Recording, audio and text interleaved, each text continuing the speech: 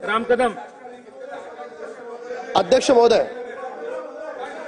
महोदय, माझा घाटकोपर पश्चिम मतदारसंघ आणि या मतदारसंघामध्ये विक्रोळी पार्क साइडला सागरनगर मागच्या 25 वर्षापासून डेव्हलपमेंटच्या प्रतीक्षेची वाट पाहत आहे। वर्षानगरला हिरानंदानी बिल्डरनी घेतलंय, तेही 20-25 वर्षापासून रखडलंय। भटवाडीला गणेशवाडी आहे, रामनगरला 17 बिल्डरनी घेतलंय, तेही रखडलंय। माझा मूळ प्रश्न माननीय मंत्री महोदयांना आणि सरकारला हा आहे, या ठिकाणी असलम शेख सन्माननीय आमदार यांनी उपस्थित केलेला मुद्दा बरोबर आहे। माझ्याकडे ही लिस्ट आहे अध्यक्ष महोदय, आपण कुठल्याही खात्यामध्ये 3 वर्षाच्या नंतर अधिकाऱ्यांना आपण बदली करतो। मला अध्यक्ष महोदय तुमच्या माध्यमातून कळू द्या हो, 8-8 वर्ष साऱ्यामध्ये अधिकारी आहेत, का ठेवलंय आपण त्यांना? तुम्हाला नाव वाचून दाखवतो। मी कोणत्याही अधिकाऱ्याच्या व्यक्तिगत विरोधात नाही, पण 3 वर्ष झाली, कोणाला तरी पकडायचं, कोणाची तरी ओळख दाखवायची आणि मग 6 महिने, 1 वर्ष, 2 वर्ष एक्सटेन्शन करत करत 8-8, 10-10 वर्ष। माझा मंत्री महोदयांना थेट सवाल आहे, त्या अधिकाऱ्यांची नावं या पटलावर येणं आवश्यक आहे।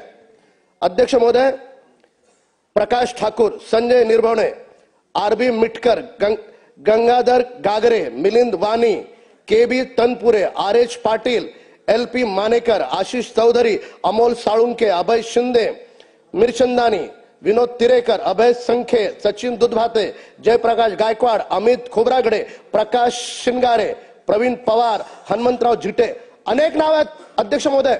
ही सगळी नावं 5-5, 6-6, 7-7, 8-8 वर्षापासून तिथे आहेत। माझा मूलभूत प्रश्न असा आहे की या ठिकाणी जे सन्माननीय सेल्वन आहेत आमदार, त्यांच्याही प्रश्नाला न्याय मिळाला नाही। जोपर्यंत भ्रष्ट व्यवस्था एसआरएम मध्ये जर काम करत असेल आणि वर्षभरापूर्वी 13-2 झाला असेल आणि अजूनपर्यंत त्या बिल्डरला हटवता येत नसेल, तर ती आधी आपल्याला व्यवस्था बदलावी लागेल आणि ते व्यवस्था बदलण्यासाठी आपण सरकार, ती व्यवस्था बदलण्यासाठी आपण या ठिकाणी सभागृहात बसलो आहोत। तर माझा स्पेसिफिक प्रश्न असा आहे, पुन्हा एकदा सांगेन, मी कुठल्याही अधिकाऱ्याच्या व्यक्तिगत विरोधात नाही, पण 3 वर्षाच्या नंतर जर महाराष्ट्रातल्या सगळ्या खात्यांमध्ये बदली होते तर एसआरए मध्ये आपण पुन्हा एकदा चाचपणी करून 3 वर्षाच्या वर ज्यांना वेळ झालाय त्यांची चाचपणी करून त्यांच्या आपण रेग्युलर बदल्या करणार आहोत का नाही, आणि करणार असू तर कधीपर्यंत, कालबद्ध मर्यादा काय? मंत्री महोदय। सन्माननीय अध्यक्ष महाराज, सन्माननीय सदस्य आमदार राम कदम साहेबांनी काही अधिकाऱ्यांची नावं या अनुषंगाने वाचून दाखवलेली आहेत।